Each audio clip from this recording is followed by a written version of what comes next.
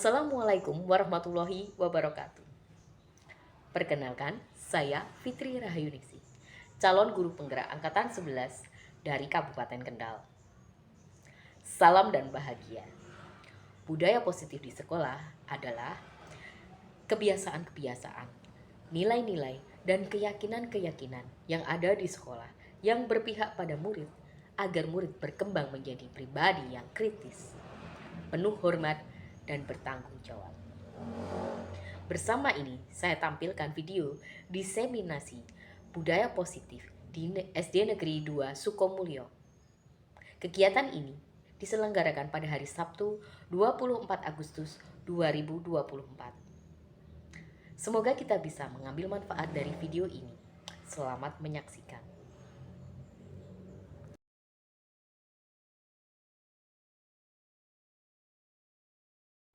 Assalamualaikum warahmatullahi wabarakatuh. Alhamdulillahirabbil alamin wa bihi nasta'in ala umuri dunya waddin. Wassalatu wassalamu ala asrofil anbiya'i wal mursalin sayyidina wa maulana Muhammadin wa ala alihi wa sahbihi ajmain, amma ba'du. Yang terhormat Ibu kami selaku Kepala Sekolah SD 2 Sukomulyo, yang saya hormati ibu-ibu SD 1 dan SD 2 Sukomulyo, serta teman-teman yang saya banggakan. Pertama dan paling utama, marilah kita panjatkan puji syukur kehadirat Allah Subhanahu wa Ta'ala yang telah melimpahkan rahmat, taufik, dan hidayahnya kepada kita, sehingga pada pagi menjelang siang ini kita dapat berkumpul untuk melaksanakan diseminasi budaya positif SD 2 Sukomulyo tanpa tiada suatu halangan apapun. Kedua kalinya sholawat serta salam tak lupa kita haturkan kepada junjungan kita Nabi Allah Muhammad SAW yang senantiasa kita nantikan syafaatnya kelak di yaumul qiyamah. Amin amin ya rabbal alamin. Bapak Ibu, di sini saya sebagai pembawa acara akan membacakan susunan acara yang akan terlaksana pada pagi menjelang siang ini. Adapun acara yang pertama yaitu pembukaan, acara yang kedua menyanyikan Indonesia Raya, acara yang ketiga sambutan dari kepala sekolah, acara yang keempat diseminasi, dan acara yang kelima penutup. Marilah kita buka acara pada pagi ini dengan bacaan suratul Fatihah bersama-sama. Ala hadiniyah wa ala kulli niyatin sholihah. Al-Fatihah. A'udzubillahi minasyaitonir rajim. Bismillahirrahmanirrahim. Alhamdulillahirabbil alamin.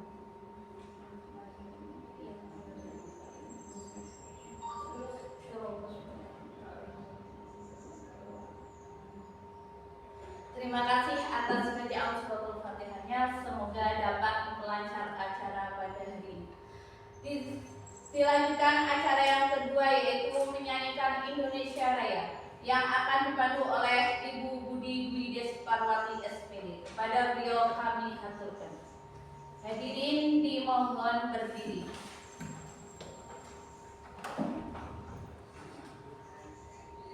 Hiduplah Indonesia Raya untuk dua Indonesia.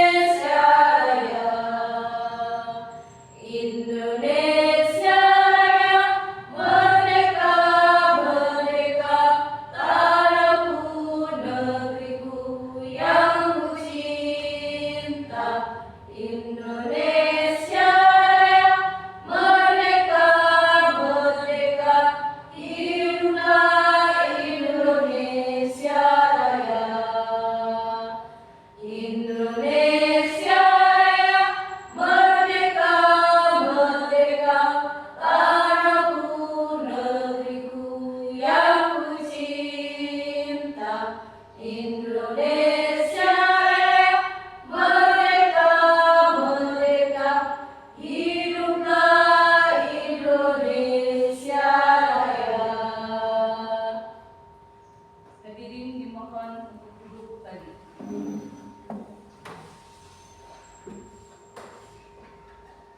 Dilanjutkan acara yang ketiga, yaitu sambutan dari Kepala Sekolah SD 2 Sukomulyo.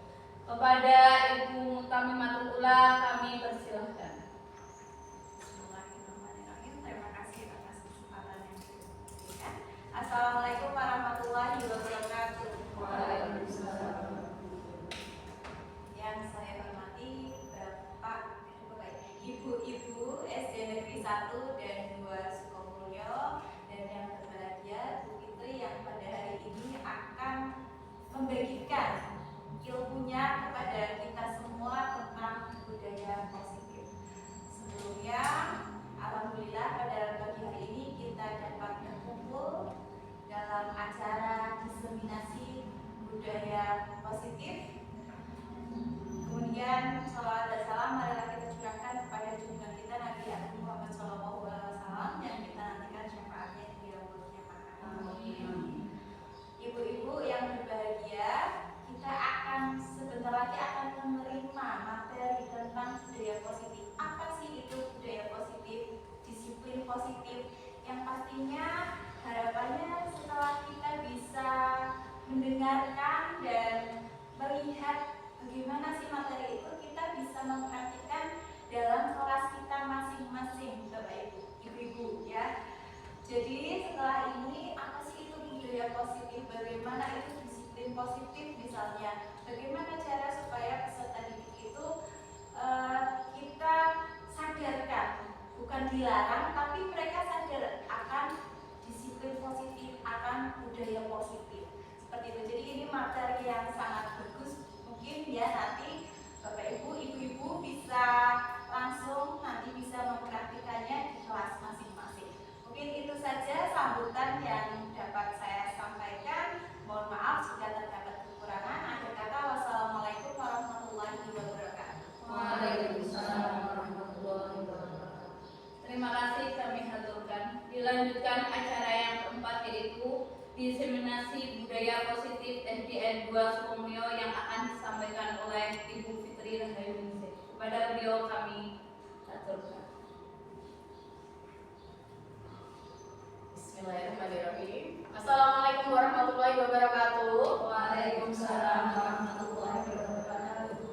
Yang saya hormati Ibu Mutamimatul Ula SPD atau sudah MPD sekarang Bu? SPD selaku Kepala Sekolah SD Negeri 2 Sukomulyo saat ini. Terus kepada yang saya hormati juga ibu-ibu guru hebat dari sekolah SD Negeri 1 dan 2 Sukomulyo.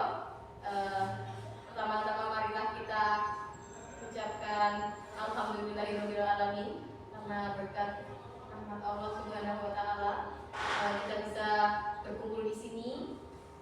Kita diberi kesehatan dan kita diberi keleluasan hati untuk datang ke sini dalam acara diseminasi budaya positif yang nanti akan saya paparkan. Kemudian sholawat serta salam kita ucapkan kepada Nabi junjungan kita Muhammad Sallallahu Alaihi Wasallam yang kita nantikan syafaatnya di yaumul kiamah nanti. Sambung lagi ya Bapak dan Ibu. Oke. Bisa dibantu Mbak Tina? Waalaikumsalam.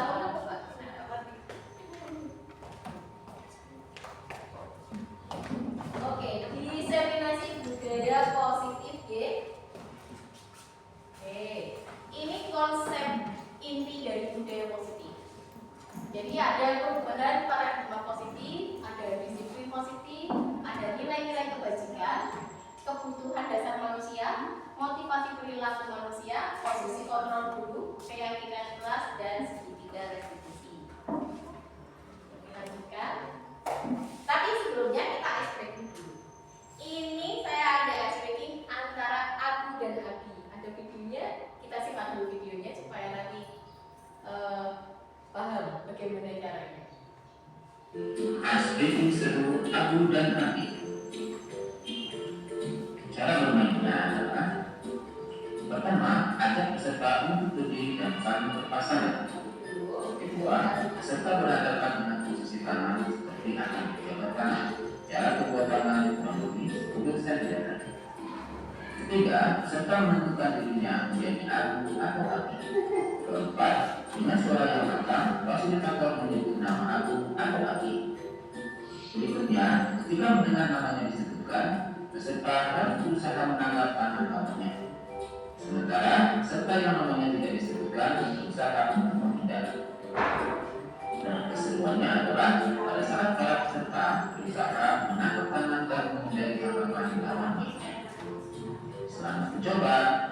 Oke, selamat mencoba. Oke, jadi berpasangan ya. Bu, siapa ini? Siapa? Bu Wasmi dengan Pak Mardi. Oke. Jadi Bu Nur dengan Bu Ati, Sinta dengan apa namanya? Bu Sinta dengan Bu Tami, Mbak Nur. Nah, ada sama jawabnya. Jadi di atas sini. Duduk saja tidak apa-apa. Bu Parmi dengan Sinta. Jadi sudah siap dulu. Siapa yang aku, siapa yang Abi dulu. Kita meneruskan. Siapa yang jadi aku? Kakak benar aku. Siapa yang aku angkat tangan dulu? Aku. Oke, siapa yang Abi? Ya, sudah siap. Oke. Nanti ada disebut namanya, berarti yang tangkap. Oke. Menghindar. Oke. Si Abu dan si Abi. Ya. Yang saya sebut berarti tidak. Yang menghindar ya. Yang disebut menghindar. Kata yang mantap. Siap? Konsentrasi. Abi.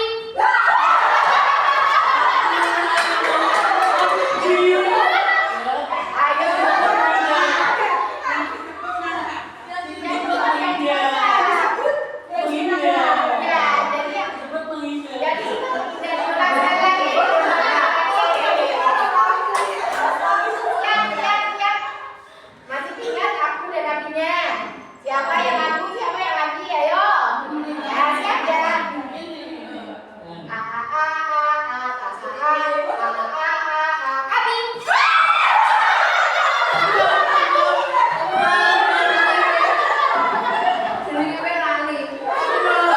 Siapa yang lagi? Siapa yang lagi? Bu Parmi dan Bu Sosok. Satu kali lagi.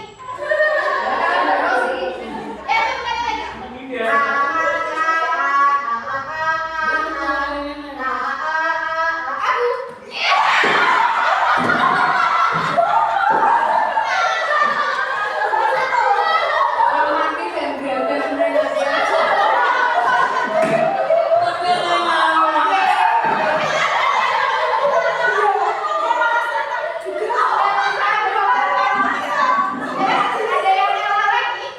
Dan dia kalah. 21. Oke, sekarang berapa? Benar kamu berarti? 21. 21.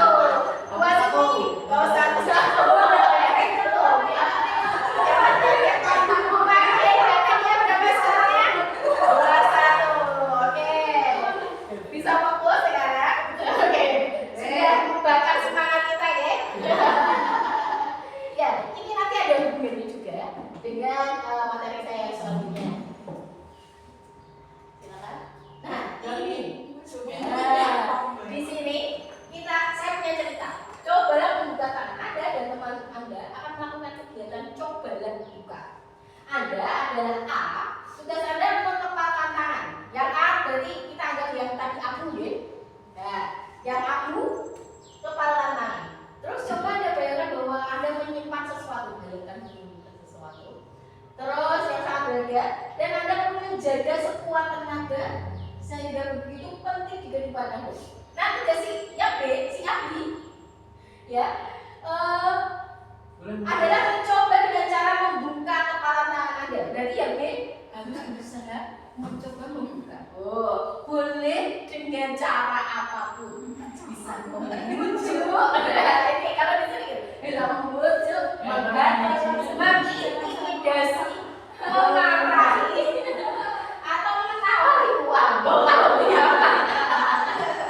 Ya, ada si Abu itu membuka kepalanya. Cobalah apa kegiatan itu katakan di atas dengan B secara bergantian dan masing-masing memiliki waktu 30 detik.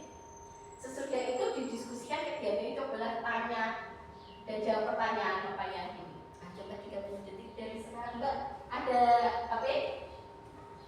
Siapa yang jadi Abu? Ayo, bagaimana cara merayu si Abi merayu si Abu supaya membuka tangan? Coba kepalkan tangannya si Abu. Ayo Abi merayu supaya berpasangan kembali. Gampang. Silakan. Coba silakan.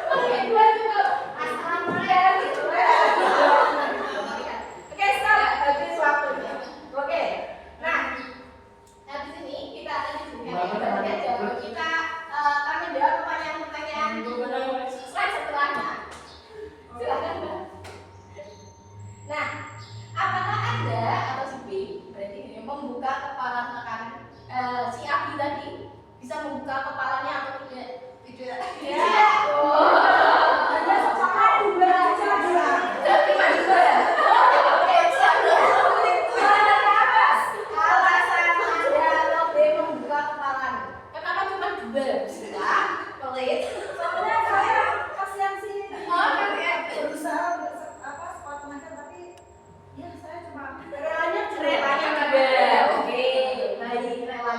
sentuh.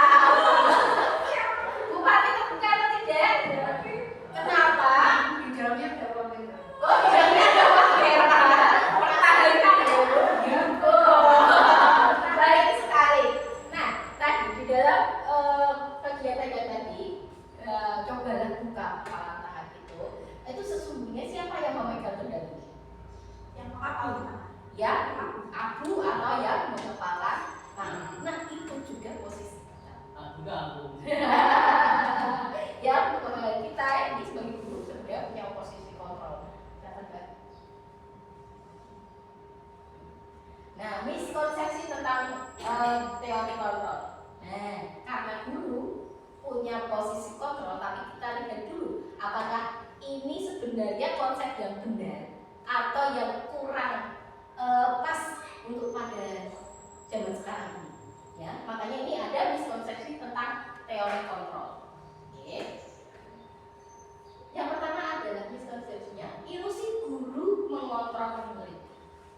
Jadi, terus yang kedua, ilusi bahwa semua penguatan posisi efektif dan bermanfaat. Ada ilusi bahwa kritik membuat orang bermasalah dan dapat menguatkan karakter.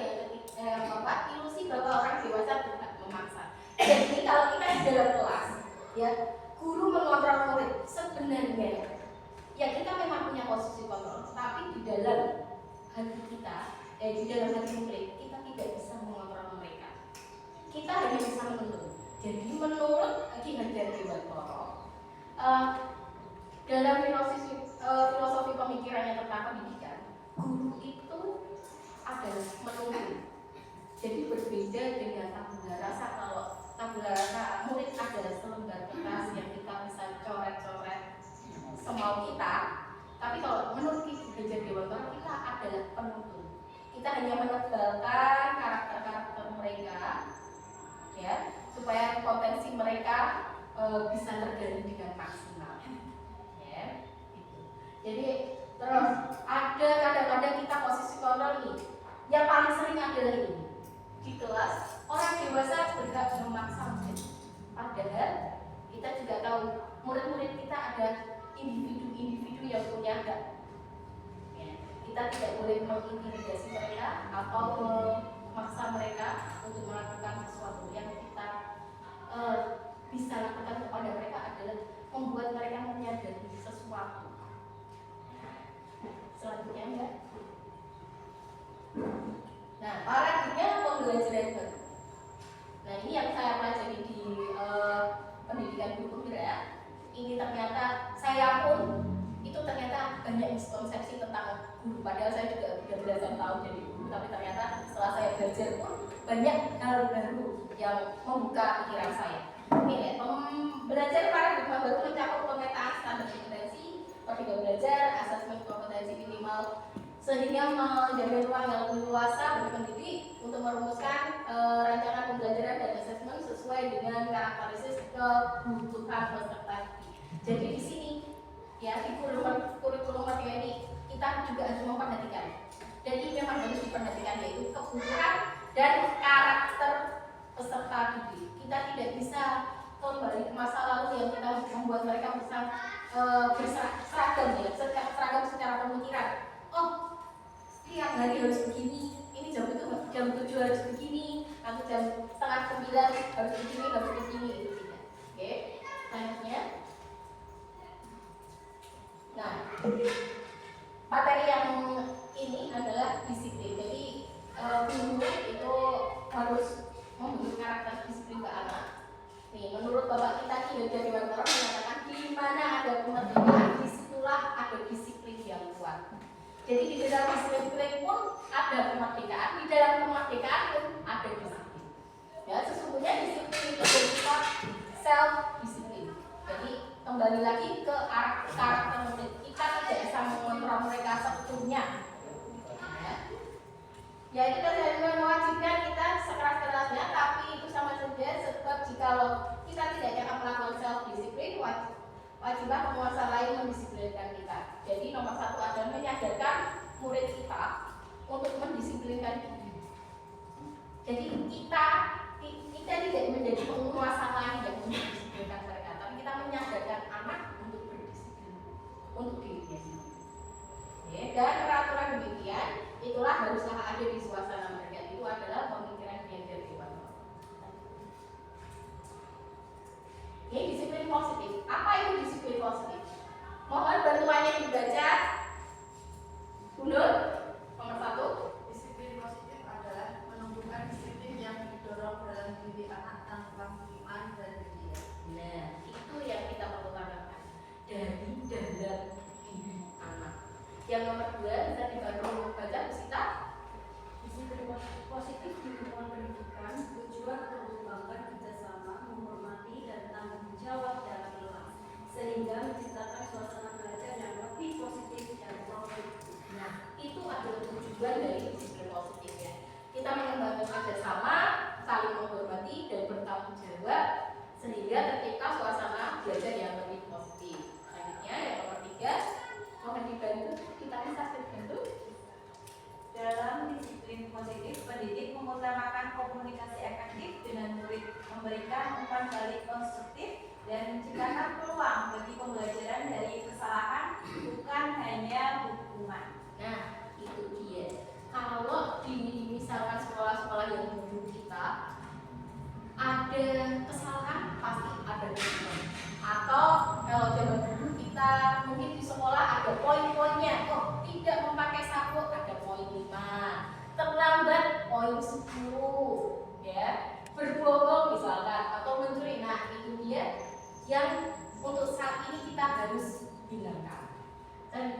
tempat Pak Sumardi.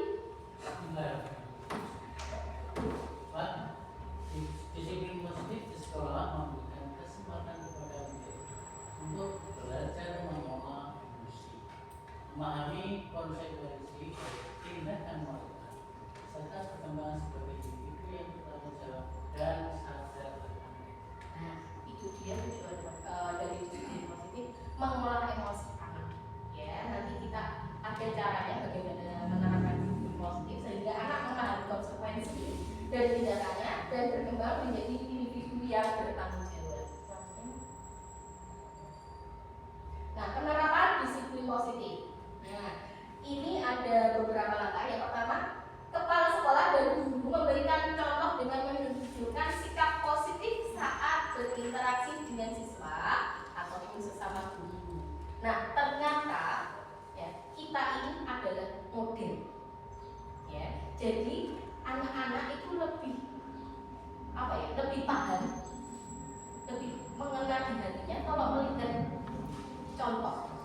Ya, jadi kita bagaimana cara kita berinteraksi dengan anak itu mereka akan tertanam di hati mereka. Oh, bisa. Oh, kalau Bu ini tuh orangnya suka tersenyum. Oh, Bu ini kok susah senyumnya.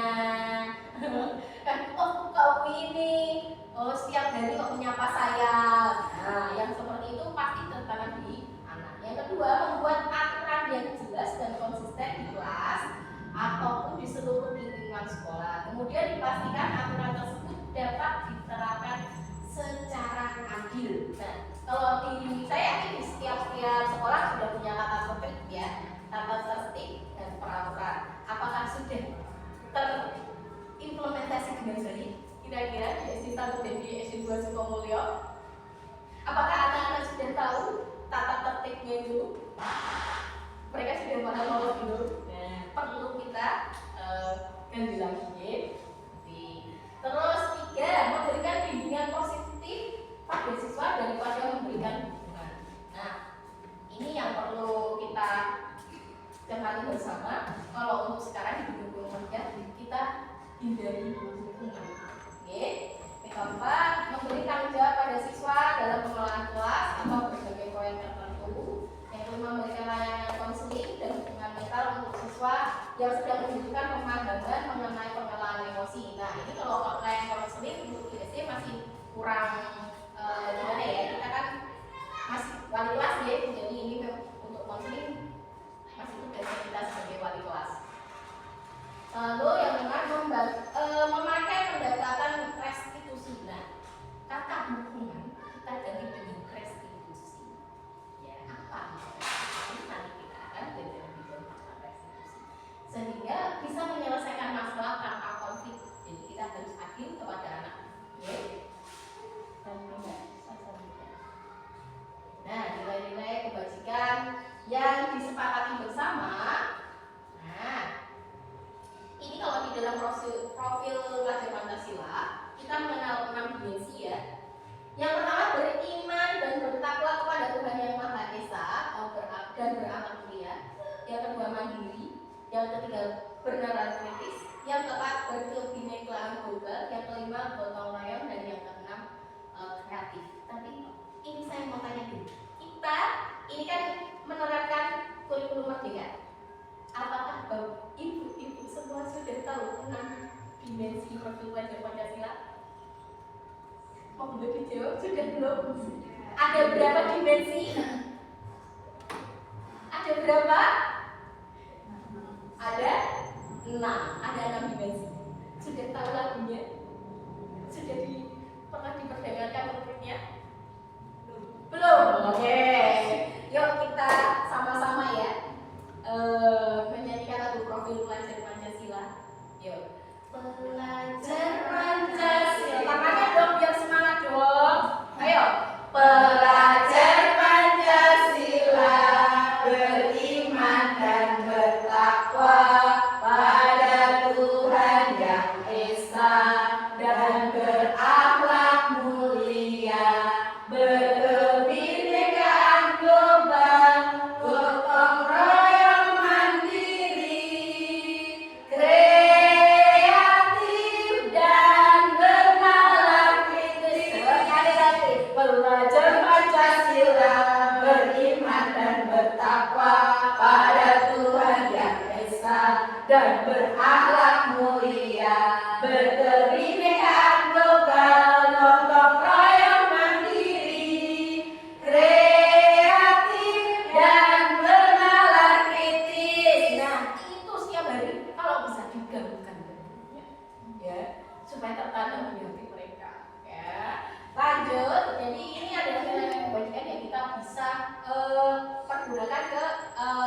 nanti kesepakatan kelas untuk murid kita. Yang ada 9 pilar karakter. Yang pertama cinta Tuhan dan segenap ciptaannya, yang kedua kemandirian dan tanggung jawab, yang ketiga kejujuran dan amanah diplomatis, yang keempat hormat dan santun, yang kelima dermawan, suka menolong dan gotong royong, keenam percaya diri, kreatif dan bekerja keras, 7 kepemimpinan dan keadilan, yang 8 baik dan berdiri, 9 toleransi, perdamaian dan kesatuan. Nah, ini ada juga nilai kebajikan, the 7 essential virtues. Yang pertama adalah empati, yang kedua suara hati, yang ketiga kontrol diri, rasa hormat, 5 kebaikan, 6 toleransi dan 7 keadilan. Nah, ini adalah nilai-nilai yang nantinya sebenarnya di dalam pembelajaran kita harus ajarkan ke anak. Selanjutnya. Nah, ini teori motivasi hubungan dan gerakan. Jadi setelah tadi kita mengenal nilai-nilai kebajikan, ya. Apa sih motivasi anak? Biasanya untuk mengikuti peraturan. Nah, anak mengikuti peraturan itu ada motivasi eksternal atau dari luar dan motivasi internal. Nah, ini perlu kita perhatikan. Motivasi eksternal yaitu perilaku menghindari rasa sakit atau hukuman. Yang kedua, motivasi menginginkan bahagia. Jadi biasanya anak-anak itu mengikuti peraturan, ya, karena mereka takut dimarahi, nomor 1. Ya kan? Anak-anak menjadi tertib karena takut aku nanti dimarahi sama Bu Fitri misalkan. Ya, aku nanti disuruh lari sama Bu Ati misalkan. Nah, itu adalah motivasi atau perilaku yang menginginkan diri. Aku mau jadi anak baik karena biasanya Bu Nur bagi-bagi permen. Oh, itu berarti mengharapkan dari yang untuk motivasi internal yaitu perilaku motivasi menghargai diri. Jadi kita sebaiknya adalah membuat anak memotivasi dirinya, ya, mematuhi aturan karena mereka menghargai dirinya, bukan karena takut kepada guru, tapi juga bukan karena hadiah, tapi karena mereka menghargai dirinya. Kalau aku bukan jadi anak yang baik, aku malu. Aku kalau terlambat, aku malu. Aku harus menghargai diriku supaya tidak terlambat. Jadi, aku harus bisa menyelesaikan tugasku tepat waktu karena bukan karena aku nanti dimarahi sama wali kelas, tapi karena aku mau dihargai kalau ini loh aku bisa menyelesaikan tugas tepat waktu. Oke, selanjutnya. Nih, konsep disiplin identitas dan gagal. Yang pertama adalah hukuman dan penghargaan. Jadi kalau kita kemarin mengenal poin-poin hukuman atau reward, itu ternyata ada sisi. Itu hukuman, karena hukuman itu bersifat memaksa.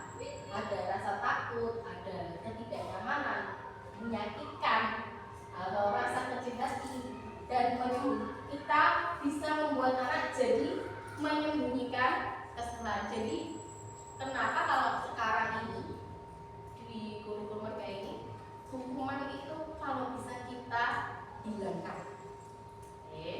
Dan reward ini adalah 2 mata pisau.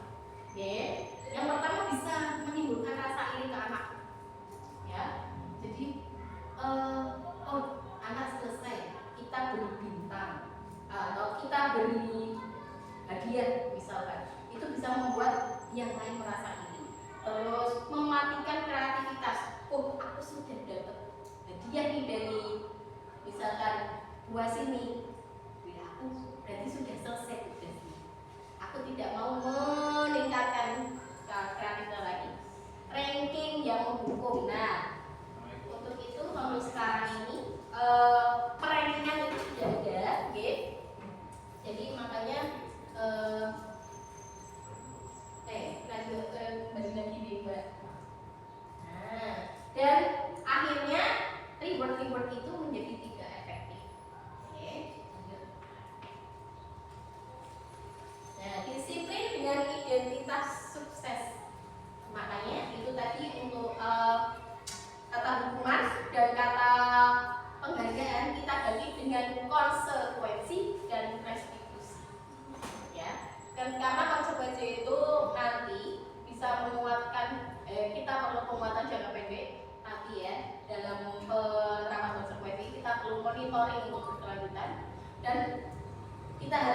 menghargai peraturan, namun kita kehilangan waktu untuk menemui kesalahan ada di situ. Karena kita di konsepen ini mengharapkan anak untuk menemui kesalahan apa yang sudah dia perbuat.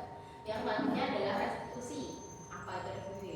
Ini murid bertanggung jawab untuk perilakunya, fokus pada pemecahan masalah, dan murid jadi menghormati dirinya, dan dia memegang kontrol atas dirinya dan bersemangat untuk memperbaiki.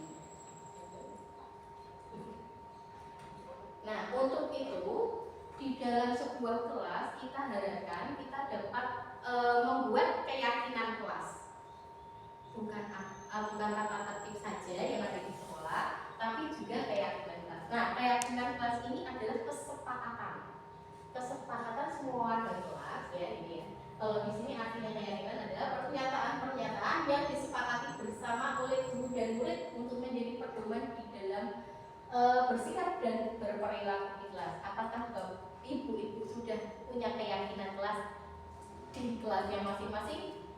Sudah. Kami sudah, Sita sudah? Belum ada kesepakatan kelas. Ada kesepakatan kelas. Nah itu dia. Bunda sudah? Belum. Bu Sini sudah di kelasnya? Belum. Bu Atik sudah? Belum. Bu Pale sudah?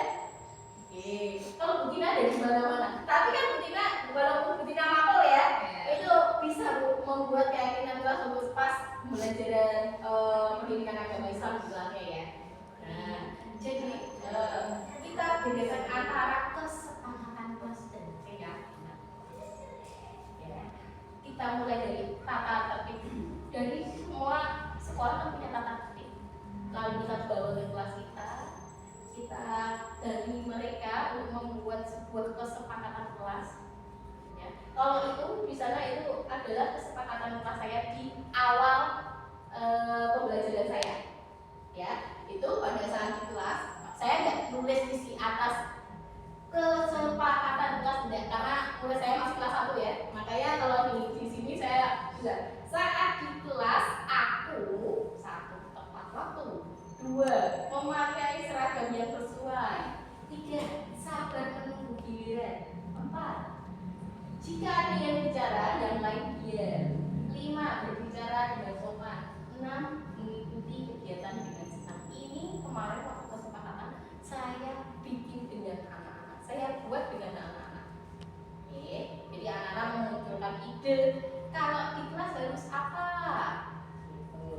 Nanti kita catat bersama, terus kita ramu apa saja poin-poin yang sesuai dengan nilai-nilai kebajikan yang tadi. Ada profil Pancasila, ada 9 pilar tadi. Nah, baru kita rumuskan kalimatnya untuk menjadi sebuah kesepakatan kelas. Mbak, lanjutkan. Dan untuk menjadi keyakinan kelas ini adalah langkah-langkahnya. 1, meminta siswa untuk menulis keyakinannya. Bagaimana sih menjadi murid yang baik kelas? Nah, kita tanyakan ke mereka. Yang kedua, membuat surat keyakinan yang sudah ditulis. Karena bisa kita berikan anak kertas. Apa sih? Bagaimana sih murid yang baik di kelas? Lalu setelah itu mereka kumpulkan. Lalu kita bahas keyakinan yang sudah ditulis sama anak-anak. Kalau kemarin kan saya belum bisa mengajak anak menulis ya. Karena saya masih kelas 1, makanya mereka memunculkan dirinya dengan secara lisan. Terus memilah keyakinan dan merubahnya menjadi keyakinan agar menjadi kalimat positif. Nah, kita tidak ada kata tidak boleh atau dilarang, karena itu bermakna negatif. Poinnya ada di sini, kalimat positif. Di kelas saya sudah tidak ada kalimat larangan di sana, okay?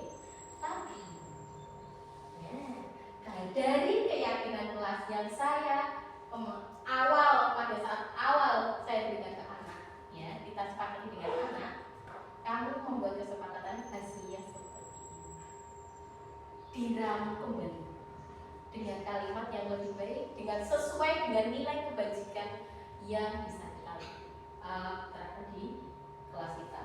Kesepakatan kelas di kelas 1, ya. 1, disiplin. Kita disiplin dan bertanggung jawab. Jadi kita tunjukkan ke anak disiplin dan bertanggung jawab. Yang kedua, kita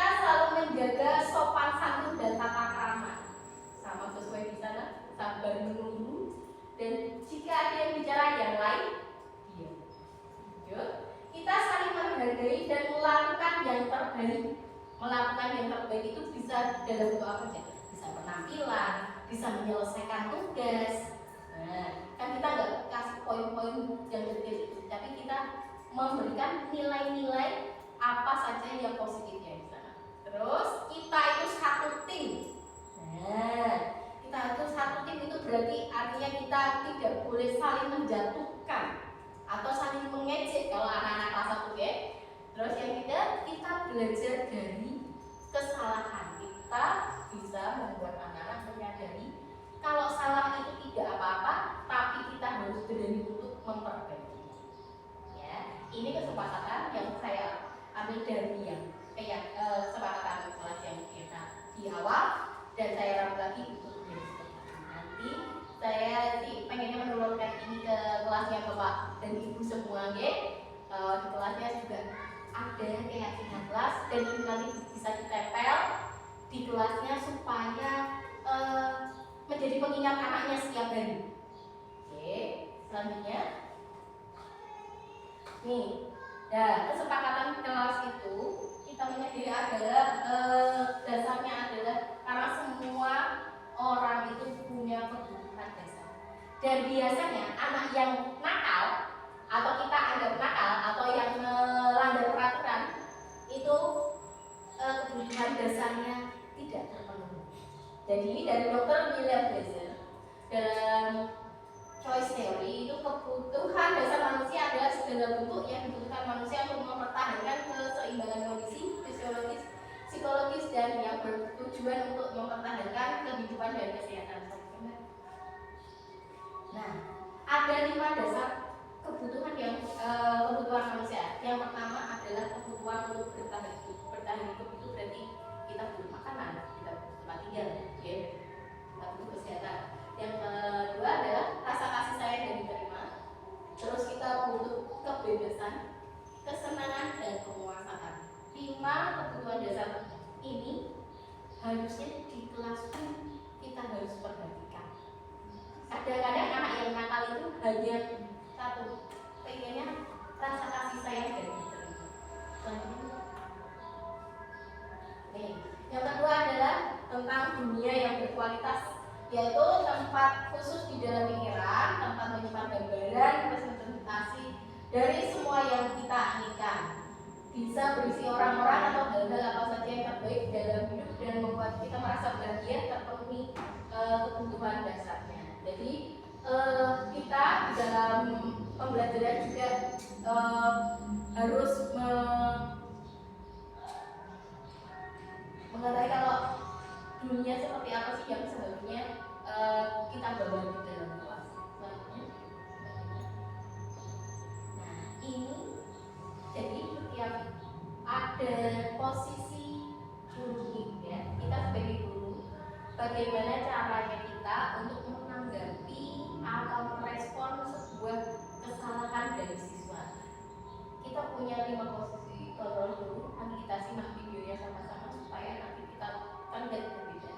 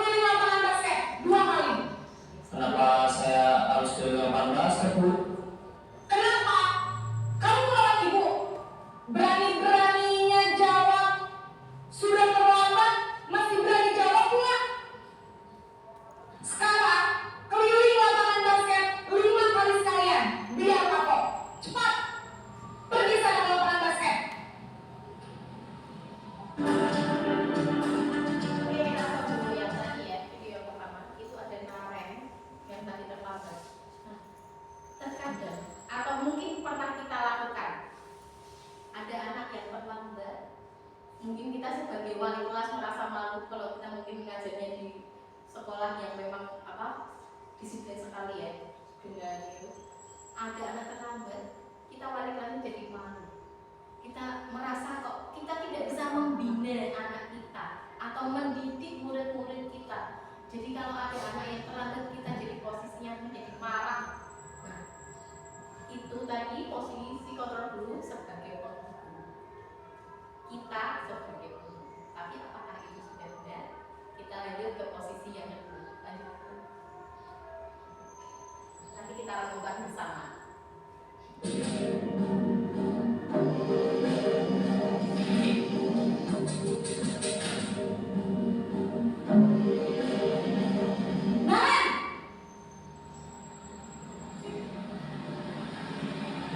Selamat pagi, Bu. Naren, kamu kenapa terlambat lagi, nak? Ya Tuhan, Naren, kamu senang ya bikin ibu susah ya? Kalau kamu terlambat lagi, nanti ibu yang ditegur bapak kepala sekolah, nak. Disangka ibu tidak bisa membina kamu. Duh, gimana ini? Maaf, Bu. Bu Gusti Naren, kamu suka ya kalau ibu tegur bapak kepala sekolah? Terus, sekarang ibu harus tulis apa ini di buku absen? Ini kamu sudah sering terlambat loh. Ibu harus apa coba? Maaf, Bu. Maaf sekali. Ya sudah, lain kali jangan bikin ibu susah lagi ya nak ya. Ibu tidak akan kuat lagi kalau kamu gini terus. Bisa jantungan kalau ibu ditegur bapak kepala sekolah. Sana cepat ke kelas. Maaf ya, Bu. Maaf sekali.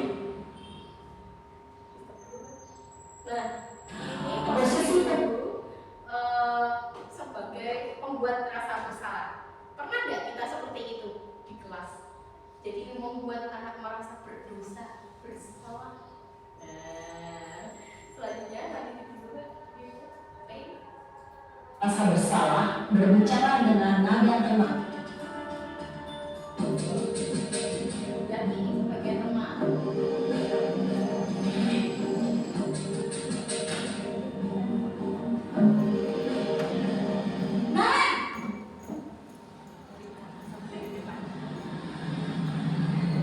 Selamat pagi, Bu.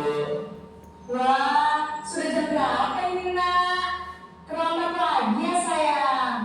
Iya, Bu. Habis ibu saya lupa mengontak saya, Bu. Kamu malah menyalahkan ibu kamu. Kamu bukan anak yang larinya paling kencang. Kok terlambat sih? Iya, Bu. Saya memang terlambat bangun tadi. Jadi, biarpun saya lari kencang, tetap nggak kencang, Bu. Ya sudah sana. Nanti lain kali larinya lebih kencang lagi ya. Biar gak terlambat lagi. Bikin seneng ibu. Demi ibu. Bisa kan? Bisa lah, Bu. Ya sudah sana masuk kelas. Ibu beresin urusan absen kamu. Kamu ini ada-ada saja. Nah, itu tadi sebagai teman bisa saja sih kita memposisikan diri sebagai teman. Tapi apakah itu nanti efektif untuk selanjutnya? Untuk seterusnya, lanjut.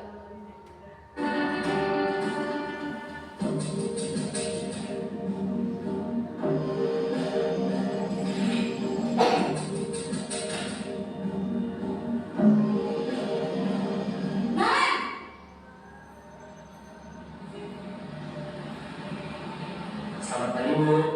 Naren, apa peraturan sekolah kita tentang jam berapa kita harus masuk sekolah, nak?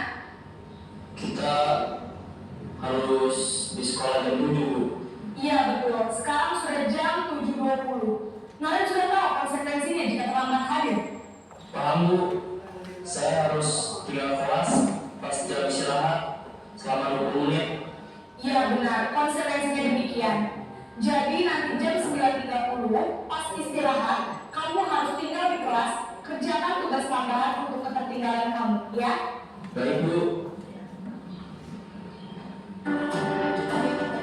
Yang posisi terakhir bagaimana ya?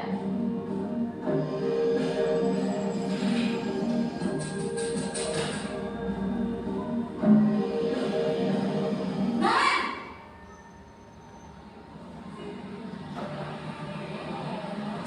Bu. Selamat pagi Naren. Maaf Bu, saya terlambat. Iya, sekolah masuknya jam 7, sekarang sudah jam 7.20. Jadi sekarang bagaimana ini Naren? Maaf Bu, saya lupa salah saya semalam. Baiklah, menurut kamu, keyakinan sekolah yang mana yang perlu kamu tingkatkan? Menghargai diri sendiri dan orang lain mungkin ya Bu. Setuju. Jadi, apakah Naren meyakini prinsip saling menghormati tersebut? Iya Bu, saya meyakininya. Apakah Naren bersedia memperbaiki masalah keterlambatan ini? Bersedia Bu. Bagaimana kamu akan memperbaiki masalah keterlambatan ini? Saya akan coba untuk tidak lupa menyetel alarm saya Bu.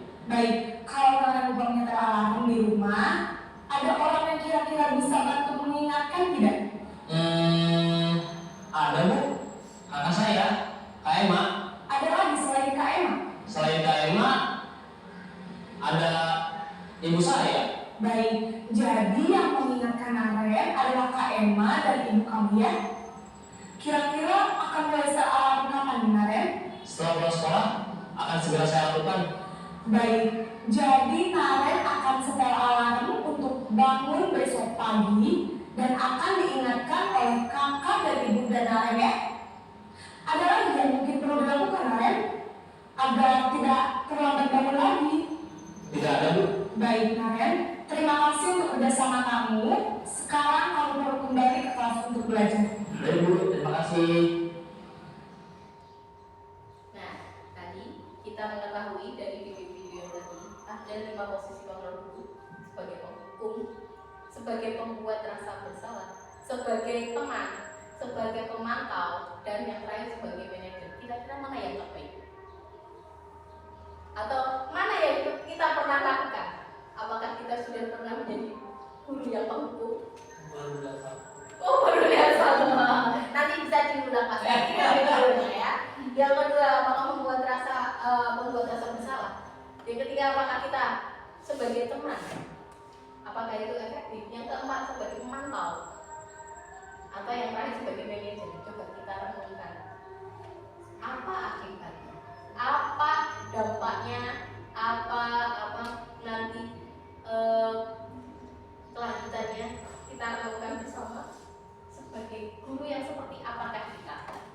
Seperti itu. Yang bisa menggugat anak atau menyadarkan anak tentang kesalahannya. Selanjutnya. Oke, ini konsep justice process dengan pendekatan restitusi. Dari tadi kita bicara tentang restitusi ya, yaitu proses menciptakan kondisi bagi peserta didik untuk memperbaiki kesalahan mereka sehingga mereka bisa kembali pada kelompok mereka dengan karakter yang lebih kuat ya. Jadi ini tadi untuk posisi yang kelima sebagai manajer itu kita si guru tadi menjadi posisi manajer dan menerapkan restitusi, bukan hukuman.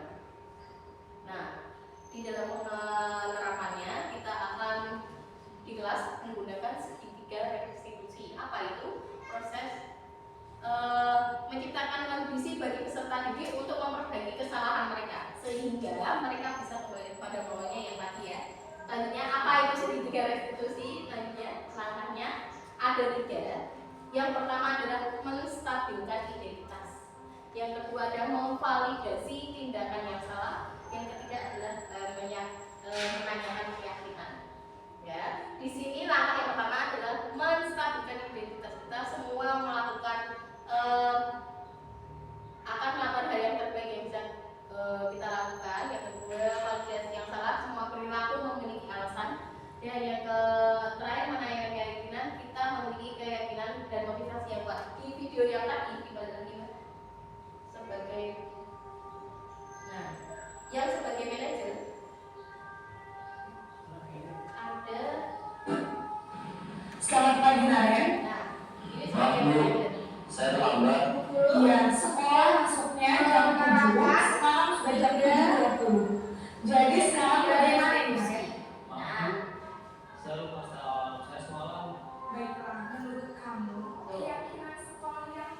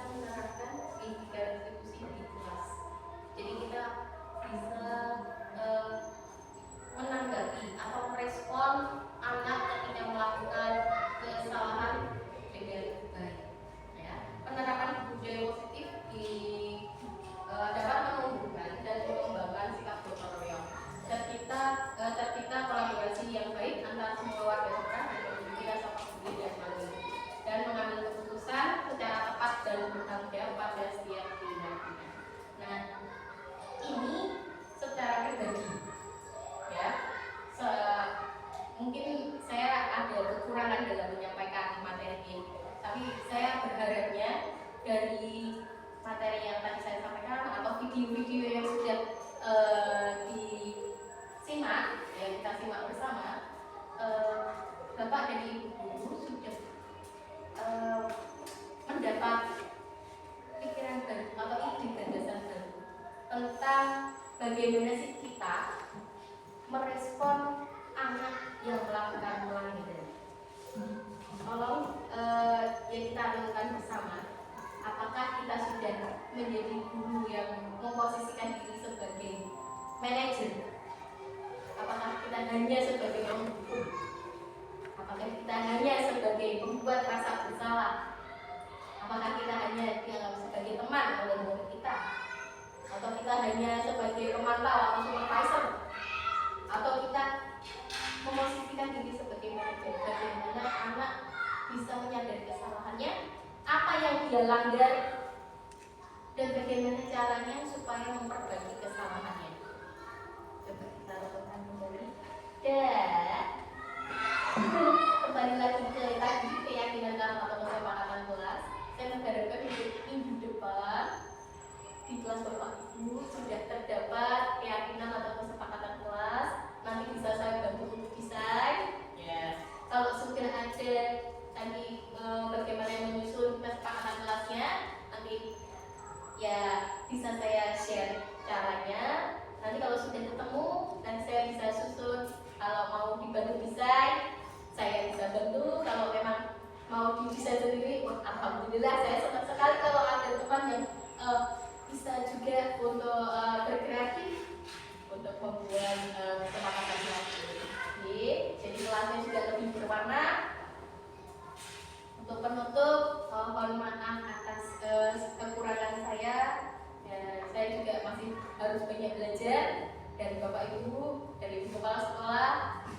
Semoga ada manfaat dari diseminasi budaya positif yang saya sampaikan hari ini. Wassalamualaikum warahmatullahi wabarakatuh.